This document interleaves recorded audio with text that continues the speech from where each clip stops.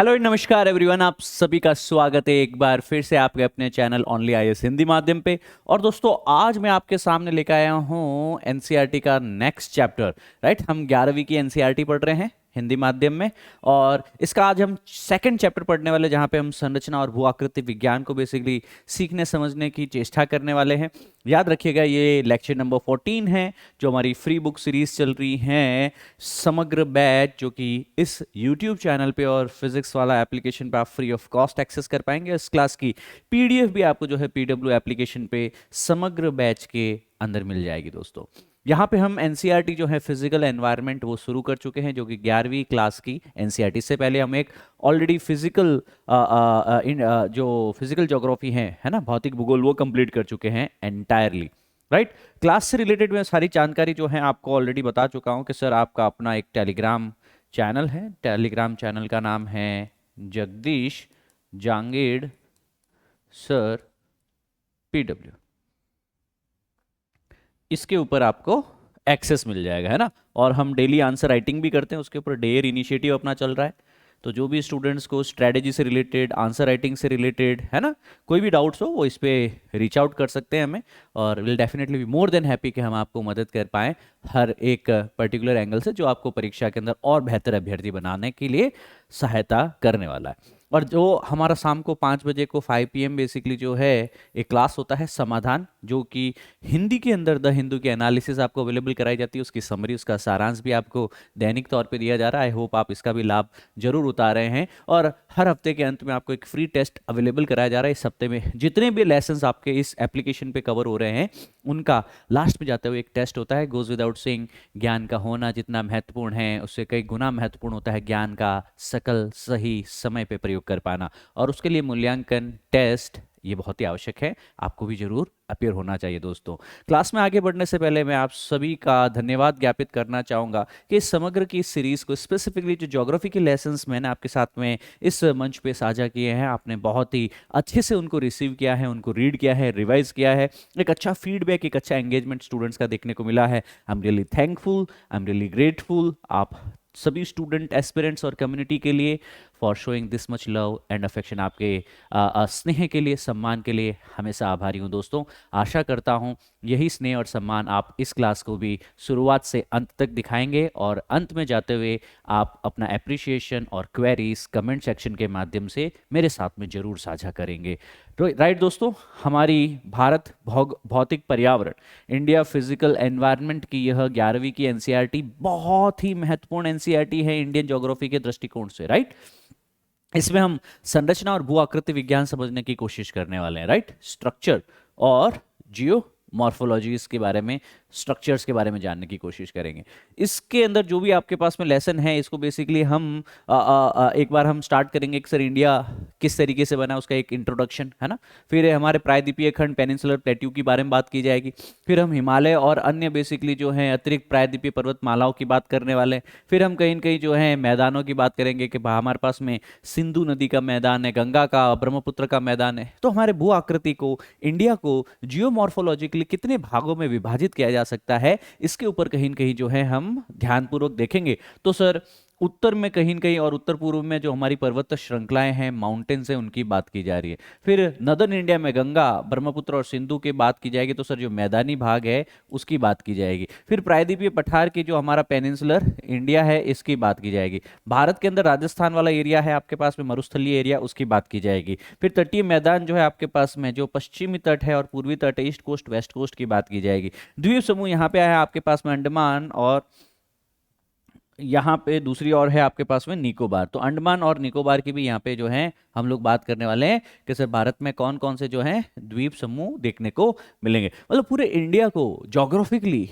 Physically आप कितने भूभागों में विभाजित कर पाएंगे, उसका कहीं न कहीं जो है ज्ञान अर्जित बेसिकली इस चैप्टर के माध्यम से करना रहेगा आपको। देखिए, ऑलरेडी बताया जा चुका है कि हमारी पृथ्वी लगभग 4,460 करोड़ वर्ष पुरानी है। राइट, आज से लगभग 460 वर्ष पहले बेसिकली जो है अर्थ फॉर्मेशन जो है कंप्लीट हो चुका था दोस्तों आपके पास में। और इस अवधि में पृथ्वी के भूपृष्ठ पर आंतरिक और बाह्य शक्तियों की लगातार बेसिकली जो है परिवर्तन किए। तो जो हमारी ये अर्थ है ना, आज जैसी है वैसी नहीं थी शुरुआत से। अंदरूनी कई शक्तियां हैं जो लगातार बेसिकली जो है इसको अंदर से प्रभावित कर रही हैं। फिर सतह के ऊपर भी काफी सारे बल जो है आपके पास में, चाहे सूर्य का ताप हो, चाहे ताप हो, चाहे यहाँ पे आपके पास में हवाएं हो, वो लगातार बेसिकली इसकी सतह को परिवर्तन कर रही हैं। सो ये परिवर्तन भारतीय उपमहाद्वीप में भी हुए हैं, राइट। और भारतीय उपमहाद्वीप क्या किसका भाग है? गोंडवाना लैंड का। क्या आपको पता है वर्ष 1912 के अंदर एल्फ्रेड वेगनर ने एक कॉन्टिनेंटल ड्रिफ्ट थ्योरी दिया था, महाद्वीपीय विस्थापन सिद्धांत, और उसमें उसने कहा था कि पूरे कॉन्टिनेंट जो हैं कभी एक हुआ करते थे, जिसे सुपर कॉन्टिनेंट कहा जाता था, पेंजिया।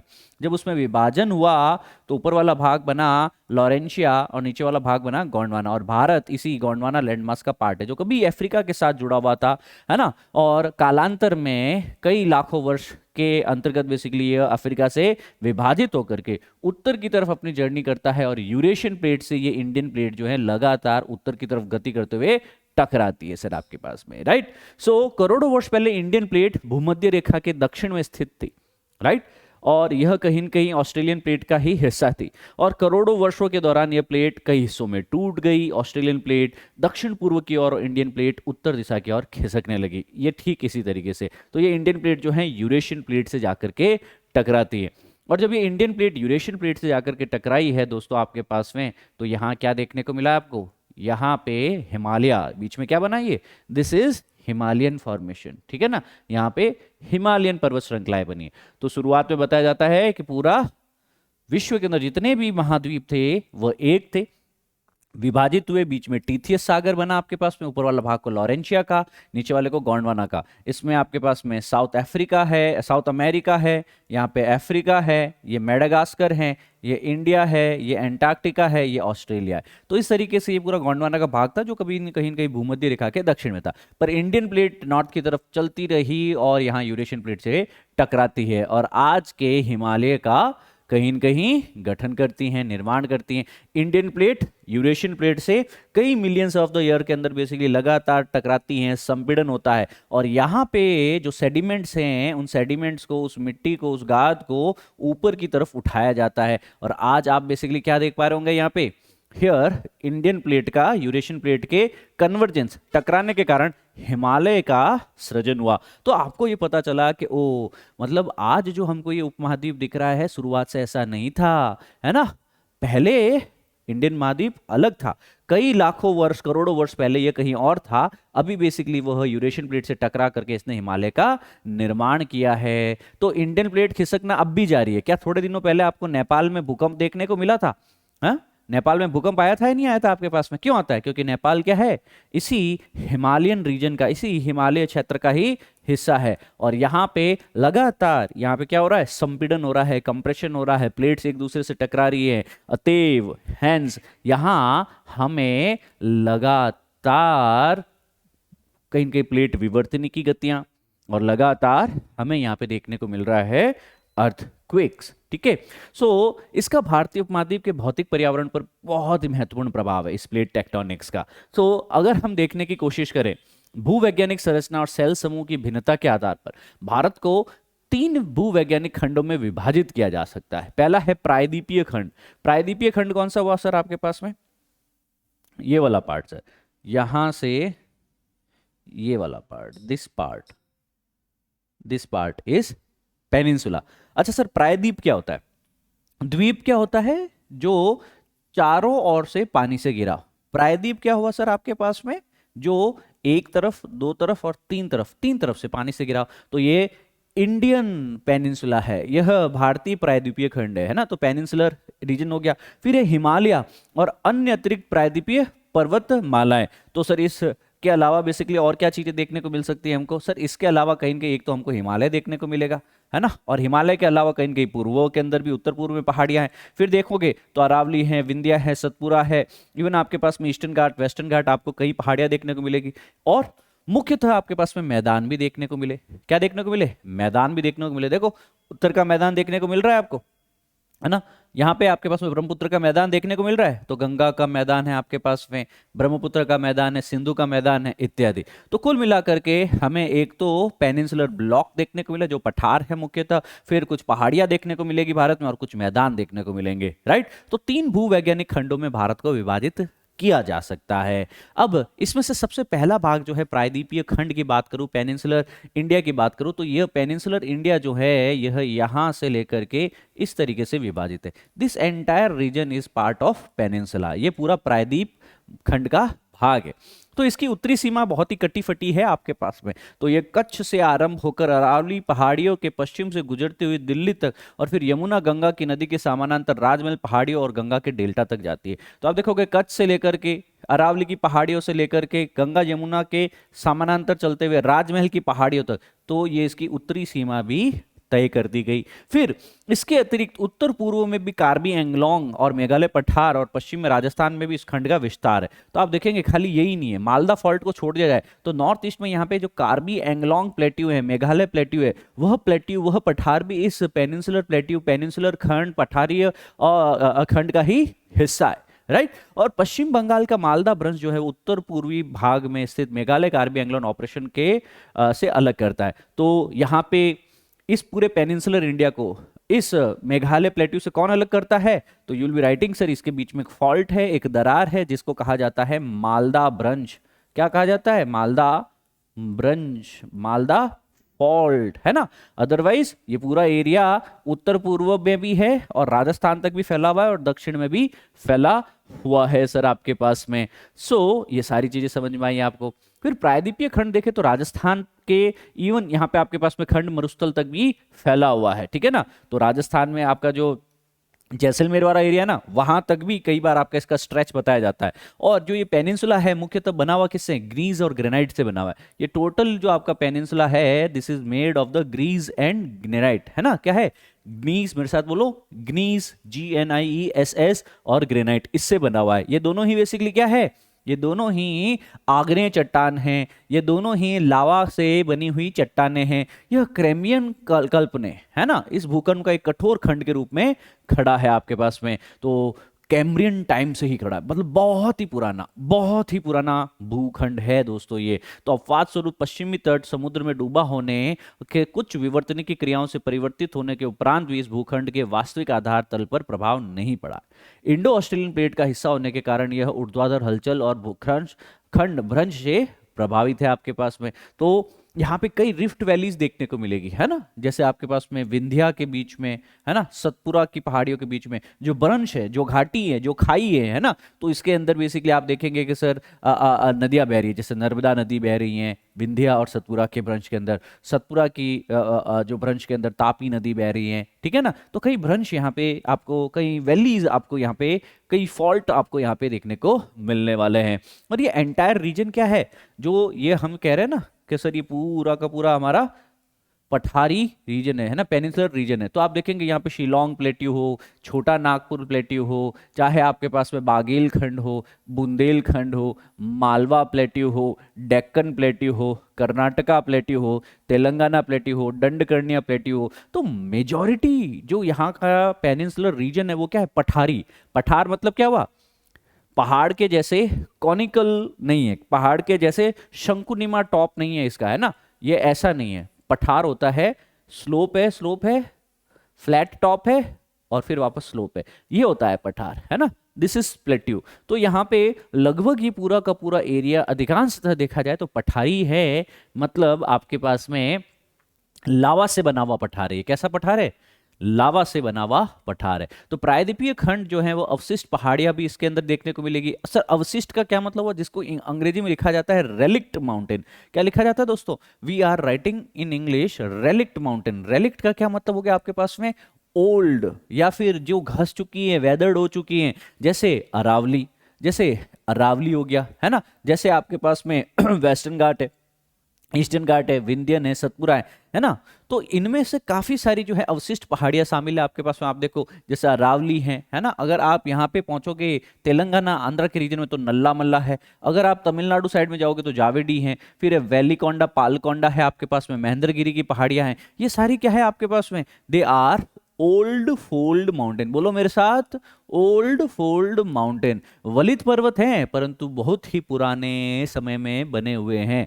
तो आज हवाओं से, पानी से, उस वक्त कभी इसके ऊपर जो बहुत ही ज्यादा हवाएं, पानी लगातार करोड़ों वर्ष लगातार काम किया, तो ये घस घस के पूरी तरीके से क्या हो चुकी है, यह पूरी तरीके से रेलिक्ट हो चुकी है, अवशिष्ट बचा है। आज की तारीख में इतनी ऊंची चोटियां इस पे नहीं देखने को मिलती हैं, ठीक है। और यह नदी, यहाँ की नदी घाटियां उथली हैं और इसकी प्रवणता कम होती है। सर प्रवणता मतलब ढाल, इतनी ज्यादा इसकी ढाल नहीं देखने को मिलेगी। सर है ही पठार, तो सर ज्यादा कोई खास ऊंचाई पे भी नहीं होता है, पहली बात तो सर ज्यादा ढाल नहीं देखने को मिलती। दूसरा सर कहा जाता है कि सर नदी के अंदर जो है एक इतनी गहरी नदी है और एक नदी है सर यहाँ इतनी गहरी चल रही है और एक नदी है सर इतनी गहरे तल में बह रही है। अब मेरे को बताओ यहाँ पे बेसिकली क्या होगा, नदी का वर्टिकल इरोजन ज्यादा है, क्यों? क्योंकि मिट्टी है, मिट्टी को धीरे धीरे नदी काटती जाती है, गहराई बढ़ती जाती है, जबकि यहाँ पे कम है, यहाँ पे कम है। ठीक वैसे ही बेसिकली बताया जा रहा है कि जो साउथ इंडिया के अंदर,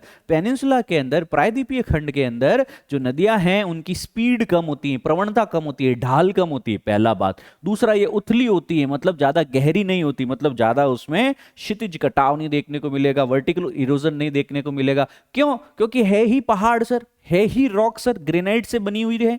अच्छा जब ग्रेनाइट से बनी हुई है तो इतना आसान थोड़ी होता है ग्रेनाइट को, अभी बालू का ढेला हो, मिट्टी का ढेला हो, उसको तो मिट्टी है, नदी है, वो बहा के ले जाए। अब ग्रेनाइट को तो कितना ही घस पाएगी, घसेगी पर इतना भी गहरा नहीं घस पाएगी। अतएव साउथ की नदियां ज्यादा उथली होती हैं, है ना, गहरी नहीं होती हैं। और पूर्व की ओर बहने वाली अधिकांश नदियां, मतलब ज्यादातर जो है इसका स्लोप जो है ना वो इस डायरेक्शन में, तो ज्यादातर नदियां किस डायरेक्शन में बह रही हैं, ईस्ट वर्ड बह रही हैं। और बंगाल की खाड़ी है, इधर बंगाल की खाड़ी में गिरने से डेल्टा का निर्माण करती हैं। मुख्य नदियां बताओ, महानदी, गोदावरी, कृष्णा, है ना। कौन कौन सी नदियां आपके पास में, महानदी, गोदावरी और कृष्णा, है ना, महानदी, गोदावरी और कृष्णा, यह यहाँ की मुख्य नदियों के उदाहरण हैं आपके पास में। ये तो हो गया सर आपका पेनिनसुला वाला पार्ट, ये तो हो गया पेनिनसुला वाला पार्ट, ठीक है। जहाँ पे हमने कहा कि सर कुछ पठार हैं, कुछ पहाड़ियाँ भी हैं और उनके रीजन्स, उनकी डायरेक्शन कहाँ डेल्टा बनाएगा वो जान लिया। अब हम आते हैं इस उत्तरी वाले भाग के अंदर, जहाँ पे बेसिकली हमको हिमालय व अन्य अतिरिक्त प्रायद्वीपीय पर्वतमालाओं की थोड़ी सी बात करनी होगी दोस्तों। देखिए कठोर और स्थिर प्रायद्वीपीय खंड के विपरीत ये हमारा जो हिमालय है ना, यह कहीं न कहीं आपके पास में तरुण है। तरुण मतलब यंग, क्या है यह, दिस इज यंग, अभी भी बन रहा है, अभी भी बन रहा है। और क्या है, फ्लेक्सिबल है आपके पास में, लचीला है आपके पास में। अभी भी यहाँ पे अर्थक्वेक देखने को मिलते हैं, है ना, लैंडस्लाइड देखने को मिलते हैं। यहाँ स्टेबिलिटी नहीं है, यहाँ स्थिरता नहीं है, यह अस्थिर भूभाग है, अस्थिर संरचना है, तरुण है, दुर्बल है, लचीला है।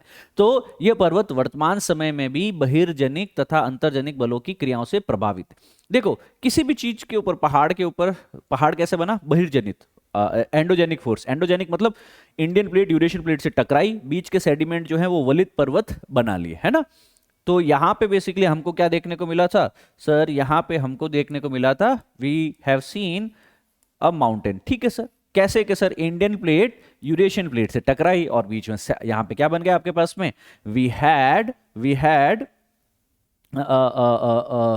काइंड ऑफ हिमालयन माउंटेन्स, ठीक है सर। अब इसके ऊपर ग्लेशियर्स हैं, नदियां बहेगी उस ग्लेशियर से, ग्लेशियर्स के कारण बेसिकली धीरे धीरे धीरे धीरे इनका इरोजन होगा। तो इनमें होता जाता है इरोजन। इरोजन कई कारणों से होता है, वाटर जो कि रिवर से आ सकता है, ग्लेशियर से आ सकता है, एयर हवा के कारण हो सकता है। तो सर ये दो प्रकार से बेसिकली इनके अंदर लगातार वेदरिंग, इरोजन, अपक्षय होता रहता है। मतलब आंतरिक बल तो काम कर ही रहा है, प्लेट टेक्टोनिक्स तो काम कर ही रही है, प्लेट विवर्तनिकी की काम कर ही रही है, हिमालय लगातार बन ही रहे, हिमालय की चोटियां लगातार ऊंची ऊंची और ऊंची होती जा रही है ना। अभी रिसेंट सर्वे में बताया कि माउंट एवरेस्ट की चोटी जो पहले 8,848 मीटर मापी जाती थी, रिसेंट सर्वे में अपडेट किया 8,850 मीटर है सर। मतलब क्या हुआ कि सर लगातार अभी भी ये कॉलिजन चल रहा है, लगातार अभी भी ये संपीड़न चल रहा है, लगातार अभी भी इंडियन प्लेट यूरेशियन प्लेट से टकरा रही है, कंप्रेशन चल रहा है और हिमालय फॉर्मेशन चल रहा है। और इसी कारण इसको तरुण बोला गया, इसे यंग बोला गया। और जब भी उसके अंदर टकराव होगा कंपन होगा, एनर्जी रिलीज होगी, है ना, तब तब क्या होगा, अर्थक्वेक आएगा। और अर्थक्वेक आता है तो हम उस स्ट्रक्चर को क्या कहते हैं कि सर ये स्ट्रक्चर क्या है, अभी भी अनस्टेबल है, अस्थिर है, दुर्बल है, राइट। तो ये सारी चीजें आपको तकनीकी रूप से भी पता चल गई है। तो वर्तमान समय में बाह्य जनित हवाएं, पवनें, पानी, नदियां और अंतर्जनित बल, टेक्टोनिक फोर्स, इनके ऊपर कार्य कर रहे हैं। इसके परिणाम स्वरूप इनमें वलन पैदा होता है, अंश पैदा होता है और शेप थ्रस्ट बनते हैं इनके, है ना। और पर्वतों की उत्पत्ति विवर्तनिक की हलचलों से जुड़ी है, तेज बहाव वाली नदियों से अपरदित ये पर्वत अभी भी युवा अवस्था में। तो हिमालयन माउंटेन कैसी है, नॉर्थ ईस्ट की माउंटेन कैसी है, यंग स्टेज में। कैसी है, यंग स्टेज में आपके पास। अरावली क्या है, ओल्ड स्टेज में। मतलब यंग स्टेज में होता है तो क्या होता है, पीक बहुत ही बड़ी होती है सर, है ना, उनकी चोटी बहुत ही ऊंची होती है ना। माउंट एवरेस्ट, K2, कंचनजंगा, इनकी ऊंचाई देखिए सर, गगनचुंबी ऊंचाइयां होती है इनकी। जबकि अरावली, है ना, छोटा सा बच्चा बेसिकली जो बिना चप्पल पैरे ही 10 मिनट में जो है चढ़ाव कर देगा बेसिकली। रीजन क्या है गुरु इसका, रीजन है क्योंकि अरावली भी एक बार कैम्ब्रियन एरा के टाइम में ऐसी ही एवरेस्ट की जैसी ऊंचाइयों पे हुआ करती थी करोड़ों वर्ष पहले। पर इन हजारों करोड़ों वर्षों में क्या हुआ, इसके ऊपर हवा, पानी, ग्लेशियर, नदियों ने इरोजन करते करते ये आज रेलिक्ट माउंटेन बन गई। आज यंग नहीं, आज ओल्ड फोल्ड माउंटेन है, राइट। सास भी कभी बहू थी, अरावली भी कभी एवरेस्ट थी, पर आज अरावली ओल्ड है और एवरेस्ट यंग है। आज हम देखते हैं कि सर ये हिमालय और अन्य जो पर्वत है वह यंग स्टेज में हमको देखने को मिलते हैं। अच्छा, जब यंग स्टेज में होगा तो क्या हुआ, पानी ऊपर से गिर रहा है, ढाल ज्यादा होगी। एक तो पानी इस स्लोप पे चल रहा है ना, जो नॉर्मल स्लोप है इसके ऊपर, और एक पानी इस स्लोप पे चल रहा है, इस ढाल पे चल रहा है। मेरे को बताओ पानी का बहाव कहाँ होगा सर, ज्यादा ढाल के ऊपर ज्यादा बहाव होता है, राइट। अच्छा, तो वही बात तो मैं भी कह रहा हूं कि सर ज्यादा ढाल वाले पर्वतों से जब पानी नीचे आएगा तो वो बेसिकली जो है लगातार क्या करेगा, V shape valleys, U shape valleys create करेगा, गॉर्जेस क्रिएट करेगा, कटाव बेसिकली जो है क्षितिज रूप से क्रिएट करेगा। और इसके कारण क्या होगा, यहाँ पे वैलीज बनेगी, घाटियां बनेगी आपके पास में। तो गॉर्जेस बनेंगी, वी आकार की घाटियां बनेगी, शिप्रिकाएं बनेगी, जलप्रपात इत्यादि इनका निर्माण होगा, ठीक है। अब पहाड़ों के बाद में हम आ जाते हैं मैदानों पे। देखिए मैदान बेसिकली क्या है, मैदान मतलब फ्लैट, मतलब समतल भूमि। अच्छा, जो एक समय कहीं न कहीं उबड़ खाबड़ जमीन हुआ करती थी, उसमें नदियों के द्वारा लाई गए निक्षेप जमा हो गए। नदियां धीरे धीरे धीरे धीरे अपने साथ में लेके आती हैं कुछ निक्षेप, और वह निक्षेप नदियों के साथ में आते तो हैं, पर नदियों का पानी जब निकल जाता है वह निक्षेप वहीं रह जाते हैं, और धीरे धीरे धीरे धीरे ये जो उबड़ खाबड़ जमीन थी, है ना, कालांतर में क्या हो जाती है, सारे गड्ढे, सारे गर्त फुलफिल हो जाते हैं, और ये पूरा लैंड हमको कैसा नजर आने लगता है, the whole land seems to us as a flat land. हमको पूरा जमीन बेसिकली समतल नजर आने लगता है ना। और समतल एरिया के अंदर लोग रह सकते हैं, समतल एरिया के अंदर खेती हो सकती है, समतल एरिया में व्यवसाय हो सकते हैं, समतल एरिया में ट्रेन्स हो सकती हैं, समतल एरिया में यातायात हो सकता है, कम्युनिकेशन हो सकता है। तो मैं यहां से लेकर के ये पूरा एरिया और ब्रह्मपुत्र तक वाला एरिया है ना, राजस्थान, फिर गंगा यमुना से लेकर के ब्रह्मपुत्र तक, ये पूरा जो है ये प्लेन एरिया है ना, प्लेन मैदानी एरिया है आपके पास में। तो यहाँ पे तीसरा जो खंड है हमारे पास में वह सिंधु, गंगा और ब्रह्मपुत्र नदियों के मैदान है जो भारत में है। यह एक भू अभिनीति गर्त है जिसका निर्माण मुख्य रूप से हिमालय पर्वतमाला निर्माण प्रक्रिया के तीसरे चरण में लगभग 6.4 करोड़ वर्ष पहले हुआ है। तो तब से इस हिमालय और प्रायद्वीप से निकलने वाली नदियां अपने साथ लाए हुए अवसादों को से पाट रही है इस एरिया को। इन मैदानों में जलोढ़ की औसत गहराई कितनी है, 1000 से 2000 मीटर तक। तो आपको पता है कि ये बेसिकली आपके पास में इसके ऊपर क्या है, इसके ऊपर क्या है, यूरेशियन प्लेट। क्या है, यूरेशियन प्लेट, है ना। ये वाली क्या है, इंडियन प्लेट। ये क्या है, इंडियन प्लेट। जब ये इंडियन प्लेट इस यूरेशियन प्लेट से टकराई होगी ना, तो आपको लगता है कि जब भी दो चीज टकराती हैं, है ना, जैसे मैं ये हाथ इस हाथ के ऊपर अगर लगाऊं तो क्या एग्जैक्ट जिक्सो फिट हो जाएगा, एग्जैक्ट जैसे की एंड लॉक के वैसे इनमें हो जाएगा, नहीं। क्या होगा कि सर एक चीज भारी होगी, एक चीज हल्की होगी, है ना। और एक चीज क्या होगी आपके पास में, जो आपके पास में ज्यादा तीव्रता से बेसिकली चल रही हैं, वह कोलैप्स करेगी, वह कहीं न कहीं विचलित होगी आपके पास में। वैसे ही जैसे ये यूरेशियन प्लेट से इंडियन प्लेट जब टकराई तो वो सीधी नहीं टकराई, वो कुछ इस तरीके से टकराई। तो ये गैप देख रहे हो, do you see this gap, ये वी शेप वाला गैप देखो यहाँ पे, जब ये इंडियन प्लेट यूरेशियन प्लेट से टकराई तो ये इस तरीके से टकराई कि एक गैप क्रिएट हो गया, है ना। तो यहाँ पे एक वक्त जा पूरा का पूरा एरिया बेसिकली क्या था, एक खाई की तरह, एक गहरे गर्त की तरह, एक श्रृंग की तरह प्रतीत होता था, अभिनति की तरह प्रतीत होता था, है ना। और इसके अंदर फिर हिमालय से आने वाली नदियां, है ना, गंगा, यमुना, ब्रह्मपुत्र, सिंधु, इनके द्वारा लाए गए अवसाद धीरे धीरे, है ना, 1 metre, 2 metre, 100 metre, 500 metre, 1000 metre, 1500 metre, 2000 metre तक कालांतर में करोड़ों वर्षों के अंदर इस पूरे एरिया को कर दिया समतल। आज जहां आप बैठे हैं, अगर आप मैदानी एरिया में किसी भी राज्य में हैं, तो आप जब खोदना शुरू करेंगे उस एरिया में, तो लगभग अवसाद जो हैं, सेडिमेंट जो हैं, लगभग 1000 से 2000 मीटर, मतलब 2 किलोमीटर की गहराई तक भी आपको नदियों के अवसाद मिलेंगे। मतलब कालांतर में सोचो, इतना बड़ा खड्डा, इतना बड़ा गर्त, तो अभिनति वहां पे हुआ करते थे। तो यह भी क्लियर हो गया आपके पास में, right, you can clear it कि सर इन नदियों के साथ में लाए गए जो अवसाद होते हैं, सेडिमेंट्स होते हैं, वो सेडिमेंट्स ही यहाँ पे डिपॉजिट कर दिए जाते हैं और यह पूरा एक मैदानी क्षेत्र बन जाता है सर आपके पास में। सो किसी स्थान की भू आकृति उसकी संरचना, प्रक्रिया, विकास की अवस्था का परिणाम होती है ना। अब इस आधार पे भारत को 6 भू आकृतियों के अंदर जियोमॉर्फोलॉजिकल डिविजन्स में विभाजित किया जाता है। 6 डिविजन्स कौन से हैं, है ना। सबसे पहले प्रक्रिया, संरचना, विकास की अगर बात करें तो सबसे पहले तो हो गया आपके पास में उत्तर के मैदान, सॉरी हिमालयाज हो गए आपके पास में, है ना। और उत्तर पूर्वी जो आपके पास में जो पहाड़ियां हैं वो हो जाएगी। दूसरा हो जाएगा ये वाले मैदान आपके पास में, दीज नॉर्दर्न प्लेन्स। फिर है आपके पास में द प्रायद्वीपीय पठार, पेनिनसुलर प्लेट्यू। तीसरा है आपके पास में भारत का डेजर्ट, मरुस्थल। चौथा है आपके पास में तटीय रीजन, जिसको हम कहते हैं आपके पास में east coast and the west coast. फिर आपके द्वीप समूह, जैसे यहाँ पे आपके पास में अंडमान निकोबार और यहाँ पे लक्षद्वीप द्वीप देखने को मिलेगा। तो टोटल भारत के कितने फिजियोग्राफिकल डिविजन्स है, 6 फिजियोग्राफिकल डिविजन्स देखने को मिलते हैं भू आकृति के आधार पे, संरचना, प्रक्रिया और विकास के आधार पे।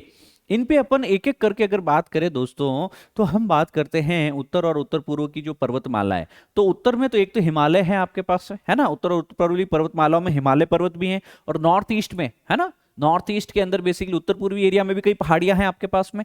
तो हिमालय क्या है, एक पर्वत नहीं है, हिमालय पर्वत श्रृंखला है, समानांतर, पैरेलल कई पर्वत यहाँ पे बेसिकली जो है श्रृंखला में, सीरीज में देखने को मिलते हैं। ये होता है आपका हिमालय, ये है आपका हिमालय। देखो हिमालय एक पर्वत नहीं है ना, देखो एक पर्वत, फिर ये एक पर्वत, फिर ये एक पर्वत, ये एक पर्वत, इसके पीछे एक और पर्वत, इसके आगे एक और पर्वत, है ना। सो ये तो एक फोटो है, एक लैंडस्केप है आपके पास में, है ना। ऐसे कई और पर्वत होंगे। तो हिमालय में बेसिकली क्या देखने को मिलता है, सबसे पहले है ट्रांस हिमालय, जिसको हम लोग कहते हैं बाह्य पार हिमालय। फिर है आपके पास में ग्रेटर हिमालयस, क्या है, ग्रेटर हिमालयस, है ना, हाइट बहुत ऊंची है, माउंट एवरेस्ट एटसेट्रा। फिर है मिडल हिमालयस, है ना, हाइट ग्रेटर से कम। फिर है आपके पास में लेसर हिमालय, जिसको शिवालिक कहते हैं, आउटर हिमालय, लेसर हिमालय, शिवालिक कह दो इनको, ठीक है ना, कम हाइट के होते हैं आपके पास में, ठीक है। अब ये जो पर्वत श्रृंखलाएं जो समानांतर चल रही हैं, इनको क्या कहा जाता है, आपके पास में हिमालय कहा जाता है। तो कई समानांतर पर्वत श्रृंखलाएं हैं, मेरे साथ बोलो, trans Himalaya, greater Himalaya, middle Himalaya, Shivalik Himalaya. Trans को कहेंगे पार हिमालय, ग्रेटर को वृहद, फिर आपके पास में मध्य हिमालय और फिर शिवालिक, है ना। तो ये प्रमुख श्रेणियों में जानी जाएगी। तो फिर अब आओ आप नॉर्थ ईस्ट के अंदर। नॉर्थ ईस्ट भाग में जब हिमालय की ये श्रेणियां जो हैं वह उत्तर पश्चिम दिशा से दक्षिण पूर्व दिशा की ओर फैल जाती है। देखो दिशाओं का ज्ञान रखना जरूरी है, नॉर्थ साउथ, वेस्ट और ईस्ट। अभी कह रहे उत्तर पश्चिम, नॉर्थ वेस्ट डायरेक्शन, मतलब इस डायरेक्शन से बेसिकली वो किस दिशा के अंदर फैली होती है, आपके पास में साउथ ईस्ट की तरफ, है ना, ये साउथ ईस्ट, तो ये इस दिशा के अंदर फैली हुई है ना, राइट। नॉर्थ ईस्ट के अंदर, नॉर्थ ईस्ट में अगर देखोगे तो आपके पास में जो हिमालयन माउंटेन्स हैं भारत के उत्तर पश्चिमी भाग के में, नॉर्थ वेस्टर्न भाग में हिमालय की ये श्रेणियां उत्तर पश्चिम दिशा से दक्षिण पूर्वी दिशा की ओर फैली हुई है। ठीक है, अच्छा ये सारा समझ में आ गया आपके पास में। काराकोरम है, लद्दाख है, जास्कर है ना, फिर हिमालय है आपके पास में, फिर लास्ट में शिवालिक की पर्वत श्रृंखलाएं, और ये पूरी समानांतर से चल रही है, समानांतर से चल रही है, नॉर्थ ईस्ट तक भी बेसिकली ये पहुंच रही है ना। तो कुल मिलाकर के नंगा पर्वत से उठा करके नमछा बरवा तक, नमछा बरवा तक, ये क्या है आपका हिमालय, ये क्या है हिमालय पर्वत है आपके पास में। अब उत्तर और उत्तर पूर्व में देखेंगे तो ये दार्जिलिंग और सिक्किम वाले क्षेत्र में ये श्रेणियां जो हैं पूर्व पश्चिम दिशा में फैली होती है।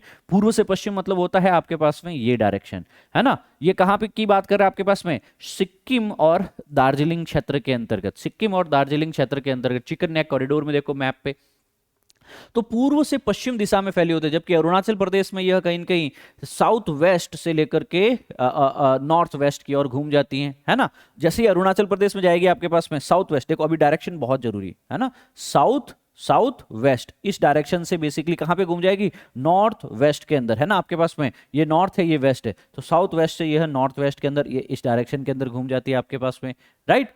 और मिजोरम नागालैंड के अंदर ये पहाड़ियां उत्तर से दक्षिण की ओर, है ना, यहां पे उत्तर से दक्षिण की ओर फैल जाती है, बोले पहले ऐसे, फिर उत्तर से दक्षिण की ओर ऐसे। तो इस तरीके से यहाँ पे ये सारी पहाड़ियां देखने को मिलेगी। तो वृहद हिमालय श्रृंखला, जिसे केंद्रीय अक्षीय श्रेणी भी कहा जाता है, सेंट्रल एक्सियल रेंज भी कहा जाता है, इसकी जो है पूर्वी और पश्चिमी लंबाई लगभग 2500 किलोमीटर होती है। उत्तर से दक्षिण लगभग ये 150 से 400 किलोमीटर चौड़ाई होती है ना, जिसको हम लोग कहते हैं आपके पास में वृहद हिमालय, ग्रेटर हिमालय। तो ये नंगा पर्वत से लेकर के नमछा बरवा तक, है ना, ये जो वृहद हिमालय है, ये सेंट्रल एक्सियल बेल्ट है। इसके ऊपर कुछ हिमालय है, उसके नीचे कुछ हिमालय की श्रृंखलाएं। इसकी लंबाई लगभग कितनी है, हम कहेंगे सर गुरुजी यह 2500 के करीब जो है एरिया में फैली हुए किलोमीटर्स में। चौड़ाई कितनी है, तो आप कहेंगे गुरुजी कहीं तो बेसिकली यह है आपके पास में लगभग 400 किलोमीटर भी है ना, और कहीं बेसिकली जो है इसकी चौड़ाई 160 किलोमीटर भी देखने को मिल रही है आपके पास में। सो इस तरीके से हम देखते हैं कि यह हिमालय जो है अपने आप में ही एक बैरियर है। इतनी लंबी लंबी जो है आपके पास में, इतनी ऊंची ऊंची जो पीक देखने को मिल रही हैं, यह प्राकृतिक रोधक ही नहीं अपितु जलवायु, अफवाह और सांस्कृतिक विभाजन भी है, कल्चर डिवाइड भी है। इसके इधर बेसिकली तिब्बत है, इसके नीचे भारतीय क्षेत्र आ जाता है ना, अपवाह भी है। इसके नॉर्थ ऊपर की नदियां ऊपर ही बह रही है, नीचे की नदियां नीचे ही बह रही है आपके पास में, तो कहीं न कहीं वाटर डिवाइड भी है, अपवाह विभाजक भी है। फिर जलवायु को भी बेसिकली ऊपर कितनी ठंडी जलवायु आती है, साइबेरिया की ठंडी पवनें आती है आपके पास में, पर कहीं न कहीं यह हिमालय है कि सर हमारा दिल्ली के अंदर बेसिकली तापमान जो है सर्दियों को अलावा छोड़ करके कभी माइनस में नहीं जाता, यूपी दिल्ली के अंतर्गत। अगर ये हिमालय नहीं होता तो यही कोल्ड साइबेरियन विंड जो है वो हमारे कहाँ तक पहुंच जाती, दिल्ली, हमारे उत्तरी मैदानों तक पहुंच जाती, राइट। और सोचिए उस वक्त बेसिकली हमारी जलवायु का क्या हश्र होता दोस्तों, सोचने लायक चीज है। तो उत्तरी भारत का मैदानों की अगर हम बात करें तो हमने कहीं न कहीं माउंटेन्स को समझ लिया, उनकी डायरेक्शंस को समझ लिया, है ना, रेंजेस को समझ लिया, एक्सियल बैंड, लंबाई और चौड़ाई जान ली। अब हम लोग बात करते हैं आपके पास में मैदानी राज्य की, है ना, कि सर जो मैदान है आपके पास में सिंधु, गंगा और ब्रह्मपुत्र के जो जलोढ़ निक्षेप से बने हुए हैं, इनकी लंबाई 3200 किलोमीटर के आसपास में, है ना। कितना है आपके पास में टोटल, ये जो इनकी लंबाई अगर मैं कैलकुलेट करूं, है ना, टोटल इनकी लेंथ कैलकुलेट करूं तो इट इज 3200 किलोमीटर्स, और चौड़ाई लगभग आपके पास में 300 से 150 किलोमीटर के करीब यह एरिया में जो है चौड़े एरिया में फैले हुए हैं। निक्षेप की गहराई कितनी होगी, पिछले स्लाइड में मैं बता चुका हूं, गहरे कितने खोदोगे ना तो लगभग 1000-2000 मीटर तक, 1-2 किलोमीटर तक ये पूरे निक्षेप है। इसके कारण ये समतल भूमि बनी हुई है। तो उत्तर से दक्षिण दिशा में मैदानों को 3 भागों में बांट सकते हैं, है ना, भाबर, तराई और जलोढ़। भाबर, तराई और जलोढ़। तो जलोढ़ मैदान है आपके पास में, उसको आगे खादर और बांगर में बांटा जाता है। तो भाबर, तराई, खादर और बांगर, इस तरीके से इनको विभाजित किया जा सकता है। मैदान है क्या कि सर जो हिमालय हैं, जो पर्वत हैं, धीरे धीरे जो पानी के साथ में बेसिकली जो है यह इनको क्या कर रहा है, अपक्षय कर रहा है, और अपक्षय करके नीचे लेके आ रहा है, बोल्डर्स लेके आ रहा है। सबसे पहले तो बेसिकली ऊपर से ढलान के साथ बड़े बड़े पत्थर तोड़ नीचे आ जाएंगे, पर अब ज्यादा दूर तक ये नहीं जा पाएंगे, क्योंकि पहले तो गुरुत्वाकर्षण के कारण, ढलान के कारण ये नीचे तक बह पा रहे थे। अब इनको आगे इतना फ्लो नहीं है कि सर इनको बेसिकली और दूर तक ले जाया जा सके। तो पर्वत के बेसिकली फुट हिल्स के ऊपर, तलहटी के ऊपर बेसिकली आपको क्या देखने को मिलेगा, फुट हिल्स के ऊपर, है ना, पर्वतपदीय क्षेत्रों के अंदर आपको बड़े बड़े बोल्डर्स देखने को मिलेंगे, बड़े बड़े पत्थर देखने को मिलेंगे, है ना, और जो इन नदियों के साथ में लेके आए हुए, पानी के साथ में लेके आए हुए। पर अब यहाँ पे इस भाबर क्षेत्र में क्या होगा कि जो पानी है ना, वह कहीं न कहीं अंडरग्राउंड बहेगा। नदियां जो हैं वह सतह पे नहीं बहती। क्यों? क्योंकि सर जो नदियों का जल है वो कहीं न कहीं इसके नीचे से बेसिकली जो है वो बह रहा है, इन पत्थरों के बीच में से बेसिकली बह रहा है, और वो अंडरग्राउंड बह रहा है आपके पास में, है ना। क्योंकि सर पत्थरों के बीच में ही इतनी जगह है कि सर पानी जो है वो सतह के ऊपर बहने जितना एक्सेस भी नहीं होता है, और पत्थरों के बीच में इतनी जगह होती है कि उनके बीच के अंदर से बेसिकली पानी बहता बहता आगे तराई क्षेत्र के अंदर आ जाता है। अब जब ये बोल्डर्स, ये बड़े बड़े पत्थर टुकड़े जो इतने बड़े बड़े होते हैं, इन बोल्डर्स को भाबर रीजन कहा जाता है। सबसे पहला तो मैदान क्या होगा आपके पास, सबसे बड़े बड़े पत्थर होंगे भाबर, जो पर्वत के पदीय क्षेत्र में होंगे। नदियां गायब हो जाएगी, अंडरग्राउंड बहेगी। क्यों? क्योंकि पत्थरों के बीच में से बह रही होती है। फिर जहां ये पत्थर खत्म हो जाते हैं वहां पे ये नदी वापस कहीं न कहीं जो है सतह पे पानी जल देखने को मिलता है। अब अचानक क्या होगा उस पूरे रीजन में, है ना, जब नदी पहले अंडरग्राउंड थी, अब सतह के ऊपर आकर के बहने लग गई। पहले भूमिगत बह रही थी, अब वो ऊपर आकर के बहने लग गई, तो क्या गया, पूरा एरिया बेसिकली क्या कर देगी, वो दलदलीय कर देगी, है ना, दलदली कर देगी, जिसको कहते हैं हम तराई क्षेत्र। क्या कहते हैं हम लोग? तराई क्षेत्र। तो ये तराई या तराई क्षेत्र जो है आपके पास में, ये मार्शी लैंड होगा। यहाँ पे जो है कहीं इनके ये जो रिवर स्ट्रीम्स हैं, जलधाराएं, वापस कहीं इनके सतह पे उपस्थित हो जाएगी और पूरा दलदली क्षेत्र बनाएगी। जैव विविधता के दृष्टिकोण से बहुत ही महत्वपूर्ण। और हिमालय से, भाबर से आगे कौन से मैदान मिलते हैं? तराई के मैदान मिलते हैं। ठीक है। अब इसके बाद में जो ये छोटी छोटी जलधाराएं है ना, ये सारी जलधाराएं जो अलग अलग बह रही थी, है ना, वो आगे जाकर के अपना पानी जो है किसी एक पर्टिकुलर स्ट्रीम के अंदर इकट्ठा कर लेती है। हाँ, अब ये स्ट्रीम बेसिकली एक नदी का रूप ले लिए। अब ये नदी जो है एक पर्टिकुलर चैनल में, एक पाथ पे बहना लग जाती है, रिवर वैली में बहने लग जाती है। हर साल बेसिकली क्या होता है, जब जब वर्षा होती है, जब जब बेसिकली ज्यादा बहाव आता है, तो नदी का पानी जो है नदी के दोनों किनारों पे लेफ्ट और राइट के अंदर बाहर आता है। तो नदी के साथ, पानी के साथ साथ में क्या बाहर आएगा? नदी के साथ में जो निक्षेप आ रहा है, जो ये बेसिकली मिट्टी आ रही है, वो भी बाहर आएगी। तो हर साल फ्रेश सेडिमेंट्स, हर साल एकदम जो नया अवसाद बेसिकली नदी के द्वारा लाया जाता है, जो नदी के द्वारा उसके लेफ्ट और राइट बैंक के ना, दाएं और बाएं किनारे पे बेसिकली निक्षेपित किया जाता है, जो ज्यादा फर्टाइल होता है उसे खादर कहते हैं। क्या कहते हैं? यह भी मैदान है खादर, जो नदी के दोनों किनारों पे हर साल नया फ्रेश अलूवियन, फर्टाइल अलूवियन लेके आते हैं, है ना, जो खेती के लिए काम आता है बहुत ही ज्यादा। और नदी के बहुत ही दूर एरिया के ऊपर, है ना, नदी से काफी दूर, है ना, जैसे खादर से थोड़ा दूर, खादर से थोड़ा दूर, दोनों साइड में पुराने निक्षेप देखेंगे। और उन पुराने निक्षेपों में इतनी उपजाऊता नहीं देखने को मिलेगी, ज्यादा इसके अंदर जो है आपके पास में मिनरल्स नहीं देखने को मिलेंगे। और यहाँ पे हम ये भी कह सकते हैं कि सर इसमें कैल्साइट ज्यादा देखने को मिलेगा, खेती के लिए ज्यादा प्रयोग की नहीं है। तो ये बांगर कहलाएगी। क्या जाएगी? बांगर कहलाएगी। बांगर। तो बांगर क्या है? ओल्डर है, ओल्डर डिपॉजिट से। खादर क्या है? न्यूअर डिपॉजिट है, नए डिपॉजिट है। ठीक है। ज्यादा फर्टाइल क्या होगा? खादर होगा।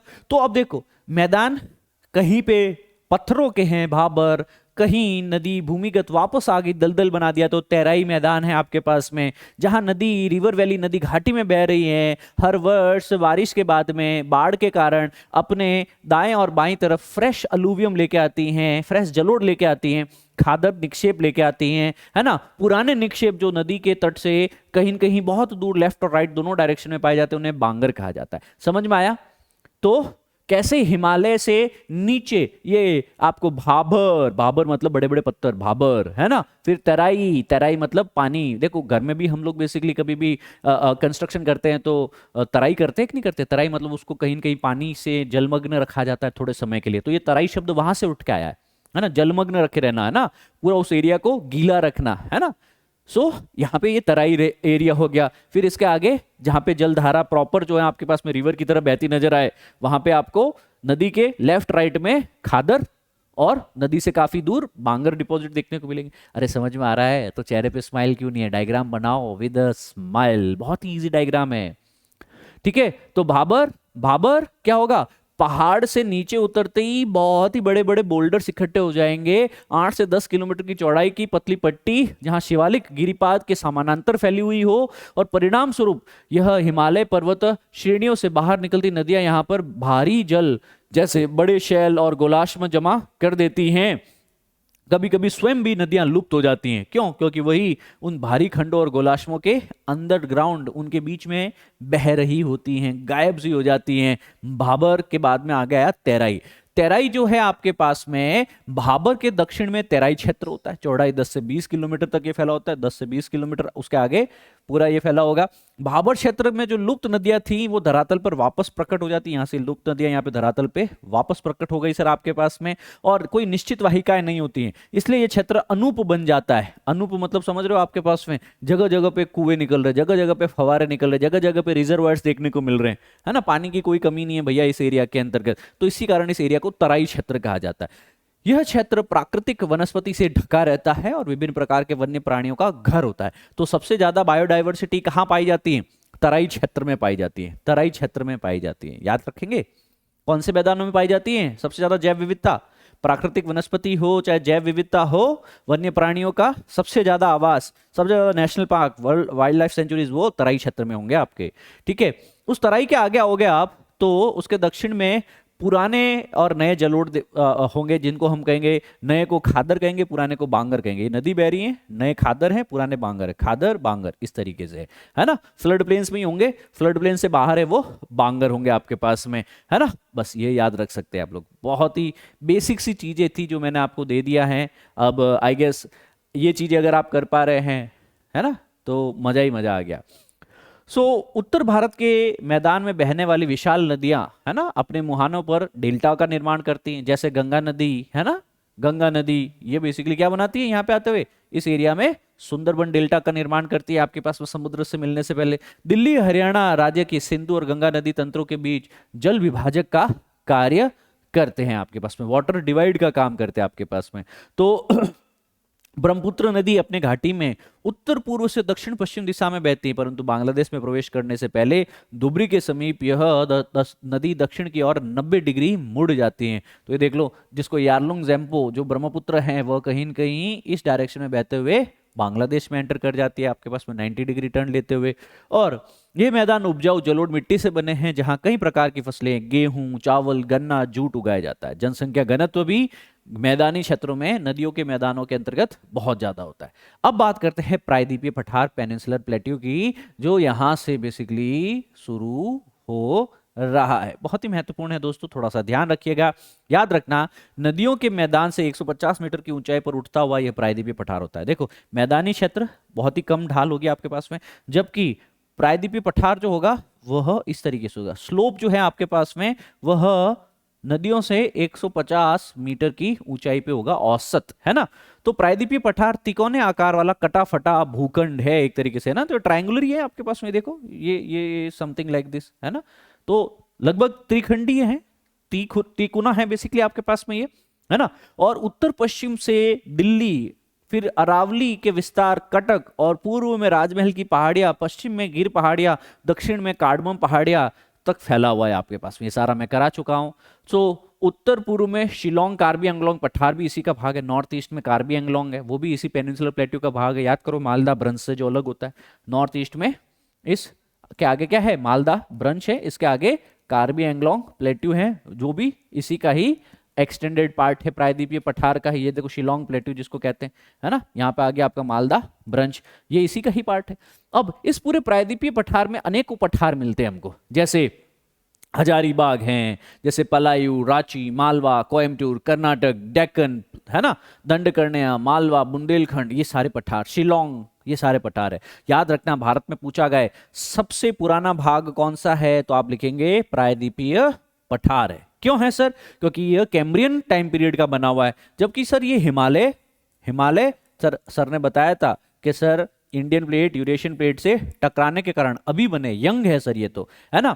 और मैदान तो सर हिमालय के रगड़ने, घसने, अपक्षित होने के बाद में जो मिट्टी, जो भाबर, जो तैराई, जो कहीं न कहीं खादर भाबर बने, उससे बेसिकली यह मैदानी भाग बना है। तो सर मैदान तो सबसे यंग है। तो इंडिया के अंदर सबसे ओल्ड कौन सा हुआ?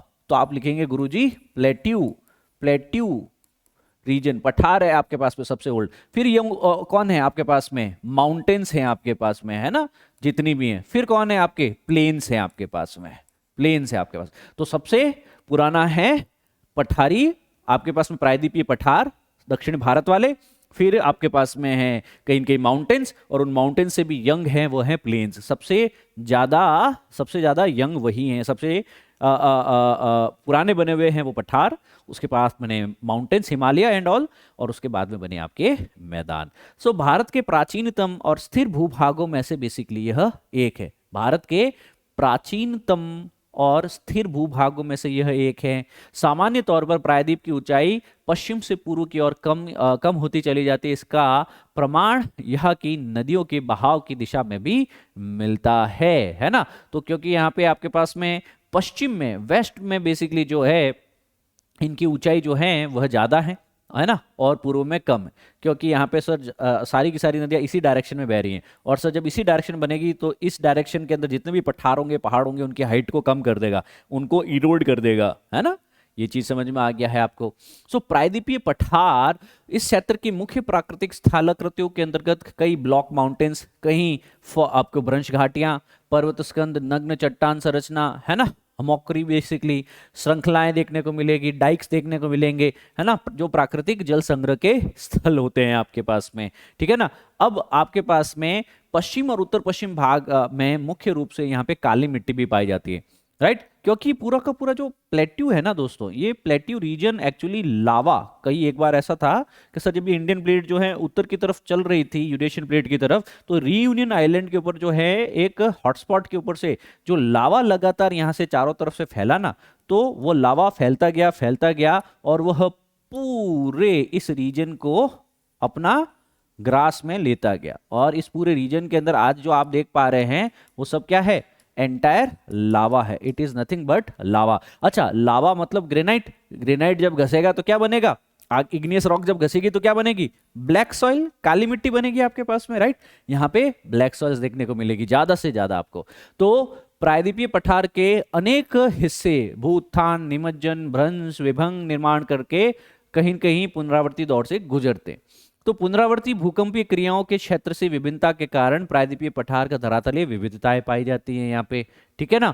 इस पठार के उत्तरी पश्चिमी भाग में नदी खड्ड पाए जाते हैं, महाखड्ड पाए जाते हैं, जो धरातल को जटिल बना देते हैं, है ना। तो नॉर्थ वेस्ट में जैसे चंबल का बीहड़ पड़ा होगा आपने, है ना, बीहड़ मतलब आपके पास अब ये नदी नहीं तो बेसिकली कहीं एक टाइम ऐसा रहा होगा आपके पास में यहाँ नदियां बही होगी, है ना, पर इस तरीके से इस एरिया को इरोड किया गया है कि सर ना ही तो आदमी चल सकता है, नहीं जानवर चल सकता है, नहीं खेती हो सकती है, नहीं आवास के लिए, नहीं उद्योग के लिए इसको यूज किया जा सकता है। तो इसको कहीं ना कहीं महाखड्ड या नदी खड्ड भी कहा जाता है ना।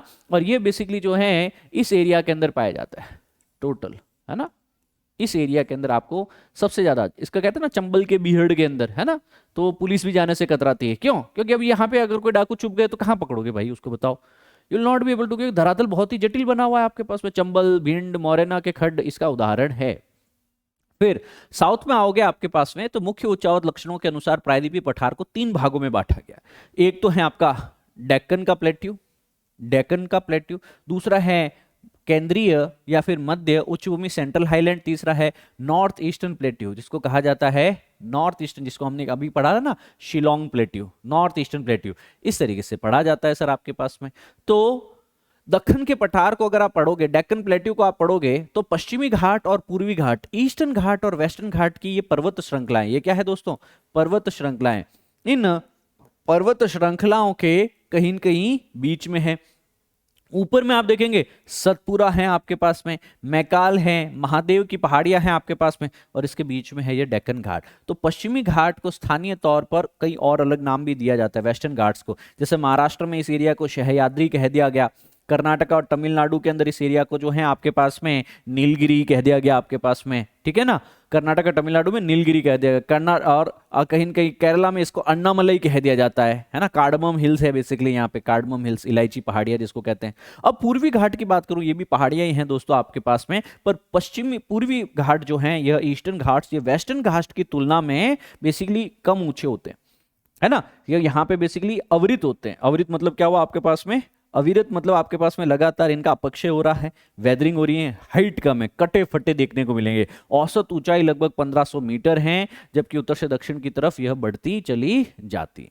तो दूसरी सबसे ऊंची चोटी जो है वो है डोडा बेटा। यह नीलगिरी पहाड़ियों में है। कहाँ पे है? नीलगिरी पहाड़ियों में है। डोडा बेटा, डोडा बेटा, अन्नाई मुड़ी। तो देखो मैप में देखो, डोडा बेटा, अन्नाई मुड़ी, अन्नाई मुड़ी 2695, डोडा बेटा 2637 मीटर। तो यहाँ पे प्रायद्वीपीय नदियों की उत्पत्ति ज्यादातर कहाँ पे हुई है आपके पास में? जो प्रायद्वीपीय नदियां जो भी निकलती हैं आपके पास में, गोदावरी, कृष्णा, कावेरी, है ना, तो ये सारी की सारी जो है इसी वेस्टर्न घाट, पश्चिमी घाट से निकलती हैं आपके पास में। और पूर्वी घाट यहाँ पे जो है अविरत नहीं है, और महानदी गोदावरी, कृष्ण और कावेरी नदियां द्वारा अपरदित होता है। मतलब यहाँ पे वेस्टर्न घाट तो कंसिस्टेंट है अगर ऊपर से लेकर दक्षिण तक देखोगे तो, परंतु जो ईस्टर्न घाट है ये थोड़ा है, फिर बीच में गैप है, फिर ये थोड़ा है, बीच में गैप है, फिर थोड़ा है, बीच में गैप है। तो क्यों? क्योंकि सर यहाँ पे सर नदियां जो हैं वो अपना डेल्टा बनाती, लगातार लाखों वर्षों में इसको लगातार इरोड करती जा रही।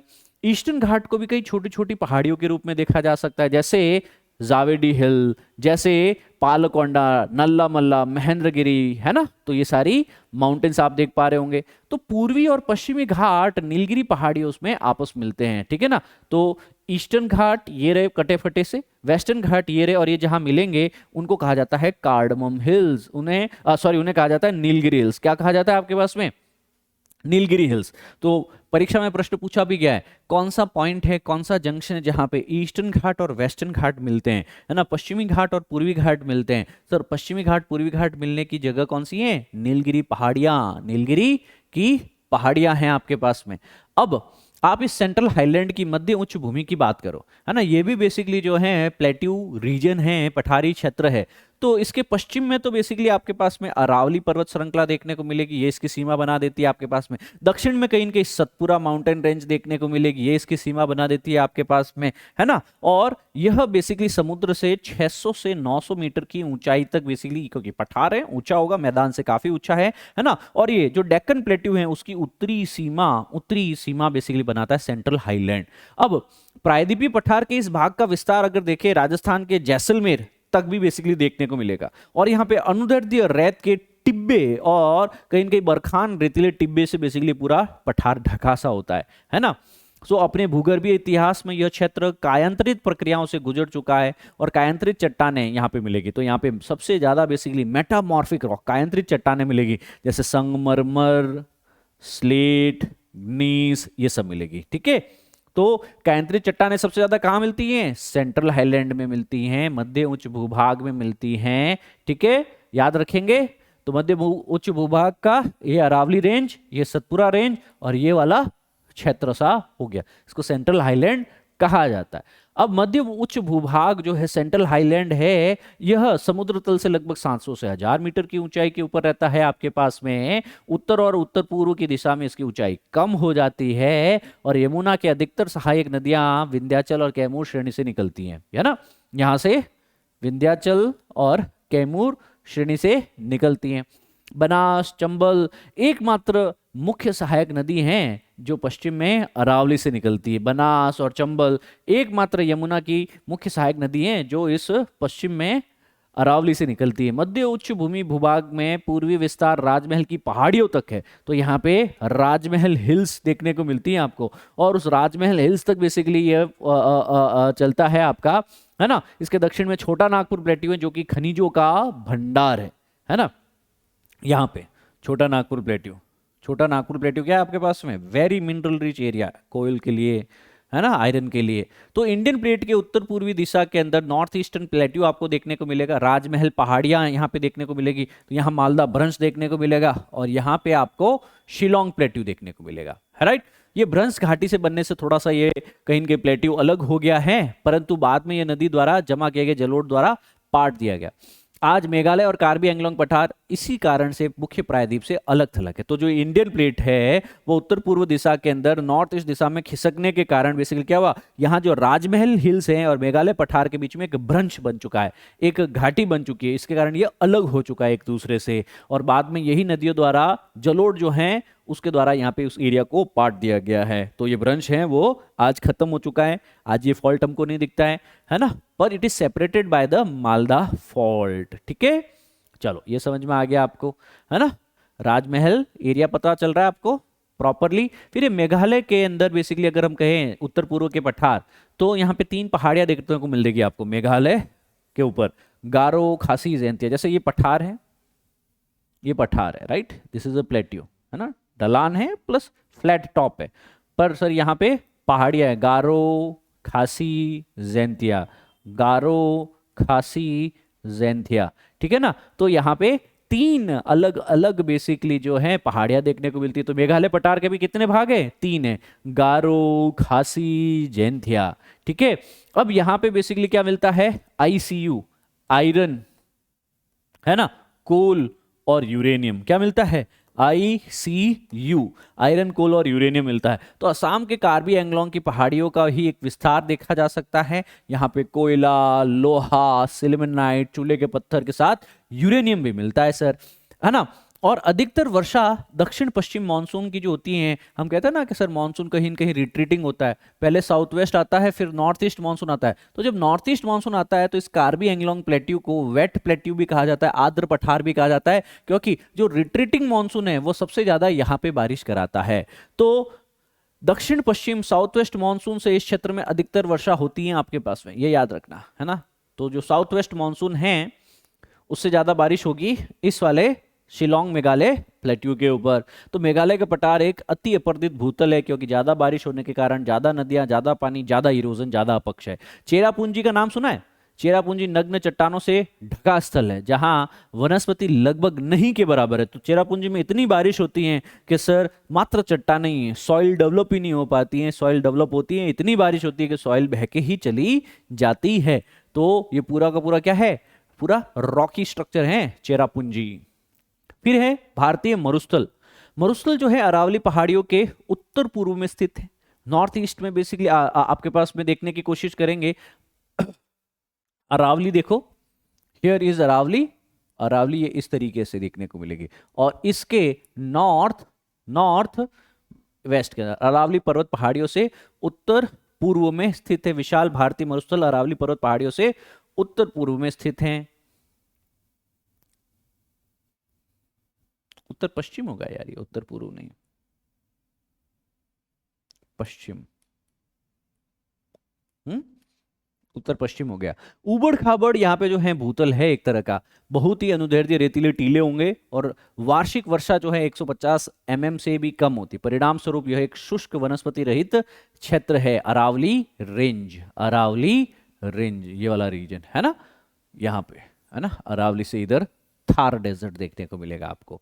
अब इस पूरे मरुस्थल में जो है आपको मीसोजोइक काल का यहाँ पे क्षेत्र का समुद्र का कभी हिस्सा हुआ करता था। जो आकल में स्थित कहीं न कहीं काष्ठ जीवाश्म पार्क भी हैं, यहाँ पे पता चलता है जैसलमेर के निकट जो ब्रह्मसर के आसपास समुद्र निक्षेप भी मिलते हैं कि सर ये कभी ये एरिया टीथियस सी का पार्ट हुआ करता था। इस क्षेत्र की भूगर्भिक चट्टान संरचनाएं प्रादीपीय पठार का ही विस्तार है। तो अत्यंत शुष्क दशाओं के कारण धरातलीय आकृतियां भौतिक अपक्ष और पवन द्वारा निर्मित हुई हैं। तो भारतीय मरुस्थल के बारे में थोड़ा बहुत यहाँ पे जानकारी दी गई, आप पढ़िएगा। फिर तटों की जानकारी बात करते हैं कि सर ये तट भी तो है ना, समुद्र के पास वाला जो एरिया है वो तट भी है यहाँ पे। ये आपके पास में हमने कहा था कि सर ये वेस्टर्न घाट है, हाँ, फिर हमने कहा था ये टुकड़ों में टूटा हुआ ईस्टर्न घाट है। पर सर समुद्र के और वेस्टर्न घाट और समुद्र के और ईस्टर्न घाट के बीच में क्या है? तट है, कोस्ट है। तो इनकी स्थिति और सक्रिय भू आकृति प्रक्रियाओं के आधार पर तटीय मैदान को 2 भागों में बांटा जाता है। पहला है पश्चिमी तट, फिर है पूर्वी तट, east coast and west coast, east coast and west coast. ठीक है, वेस्ट कोस्ट की बात करते हैं, पश्चिम तट की बात करते हैं। तो ये जलमग्न तटीय मैदान का उदाहरण है आपके पास में, है ना। और ये संकीर्ण पट्टी, ज्यादा बेसिकली चौड़ा हिस्सा नहीं है यहाँ पे। तो यहाँ पे बंदरगाह वगैरह विकास के लिए प्राकृतिक परिस्थितियां है कि सर यहाँ पे आसपास में आराम से कोई शिप आ सकती हैं, डॉक कर सकती हैं, और यहाँ पे सामान को लोड अनलोड किया जा सकता है। प्राकृतिक में जैसे कांडला है, मजगांव है ना, JLN है आपके पास में, है ना, नावाशेवा है ना, मर्मागोआ है, मैंगलोर है, कोचीन है, ये सारे बेसिकली पतन हैं, ये सारे बंदरगाह हैं जो इस वेस्ट कोस्ट पे आपको देखने को मिलेंगे। तो गुजरात के तट से दक्षिण में केरला तट तक फैले पश्चिमी तटीय मैदान को निम्नलिखित भागों में विभाजित किया जाता है। पहले गुजरात वाला, फिर आपके पास में महाराष्ट्र का कोंकण तट है, काठियावाड़ तट है, फिर गोवा वाला तट है, फिर एक कर्नाटका वाला तट है, फिर केरला में बेसिकली इसको मालाबार कोस्ट भी कहा जाता है। तो इसी वेस्ट कोस्ट को केरला में मालाबार कोस्ट भी कहा जाता है ना। कच्छ, काठियावाड़, कोंकण और मालाबार, इस नाम से क्षेत्रीय इसको जाना जाता है ना। इसी जगह ईस्ट कोस्ट आ गया, तो ईस्ट कोस्ट को उड़ीसा में उत्कल बोल दिया गया आपके पास में, आंध्र में नॉर्दर्न सिरकार बोल दिया गया आपके पास में, और कहीं कहीं आंध्र तमिलनाडु में कोरोमंडल कोस्ट बोल दिया गया, है ना। तटीय मैदानों में बहने वाली नदियां डेल्टा नहीं बनाती हैं आपके पास में, याद रखना, दे फॉर्म द एस्चुरीज, है ना। और यह कहीं न कहीं मालाबार के तट के विशेष स्थलाकृतियां बनती है जिसे बैक वाटर्स कहते हैं, बैक वाटर्स कहते हैं, है ना, जहां पे मछली पकड़ने के लिए और नौकायन के लिए बेसिकली जो है लोग ज्यादा से ज्यादा पर्यटन के लिए, आकर्षण के लिए इसको यूज में लेते हैं। तो कयाल कहाँ पाए जाते हैं? कयाल आपके पास में केरला में पाए जाते हैं, है ना। यहाँ पे नदियां डेल्टा नहीं बनाती है, नदियों का मीठा पानी समुद्र के खारे पानी से मिलकर के बैक वाटर्स बनाता है, कयाल्स बनाता है, जहां पे हर वर्ष केरला में नेहरू ट्रॉफी, जिसको वल्लम कल्ली भी कहते हैं, नौका दौड़ भी कहते हैं, वह आयोजित होता है। और जो ये जीतता है उसे उसका आयोजन जो है पुण्णामदा कयाल में किया जाता है। कौन से कयाल में, कौन से बैक वाटर में? पुण्णामदा कयाल में किया जाता है ना, नेहरू ट्रॉफी। तो लोग बेसिकली अपनी अपनी बड़ी बड़ी बोट बनाते हैं, पूरी टीम फॉर्म होती है, पूरे देश से नहीं विदेश से भी लोग आते हैं इसको देखने के लिए, ऑब्जर्व करने के लिए, और पर्यटन के लिए, खेल के लिए एक बहुत ही इंपॉर्टेंट सा है। तो बैक वाटर्स इंपॉर्टेंट है। फिर पूर्वी coast, east coast, east coast ये वाला रीजन। तो ईस्ट कोस्ट की अगर हम बात करें आपके पास में, तो पश्चिमी तट की तुलना में यह पूर्वी तट जो है चौड़ा है। क्यों? क्योंकि इधर से जो नदियां आ रही हैं वो यहाँ पे क्या करेगी? निक्षेप, यहाँ पे डेल्टा बनाएगी, और डेल्टा बनाएगी तो क्या होगा? इस कोस्ट पे, इस तट पे ज्यादा मिट्टी होगी, ये ज्यादा चौड़ा होगा, उभरे हुए तट होंगे, है ना। और पूर्व की ओर बहने वाली बंगाल की खाड़ी में गिरने वाली नदियां यहाँ पे लंबे चौड़े डेल्टा बनाएगी, जैसे महानदी, गोदावरी, कृष्णा, कावेरी का डेल्टा शामिल है। उभरा तट होने के कारण यहाँ पे पतन और नौकायन और पोताश्रय कम है ना। तो सी ऑफ एमरजेंस है, और जब सी ऑफ एमरजेंस होता है तो वहां पे बंदरगाह नहीं बनते हैं। तो बंदरगाह ज्यादा कहाँ है प्राकृतिक? आपके पश्चिमी तट पे देखने को मिलेंगे, जबकि पूर्वी तट पे बेसिकली जो है प्राकृतिक नहीं है, मैन मेड आपको बंदरगाह बनाने पड़ेंगे। तो महाद्वीपीय शेल्फ की चौड़ाई 500 किलोमीटर है, जिसके कारण यहाँ पे पतन का निर्माण नहीं होता है ज्यादातर, ठीक है ना। I hope you are able to observe.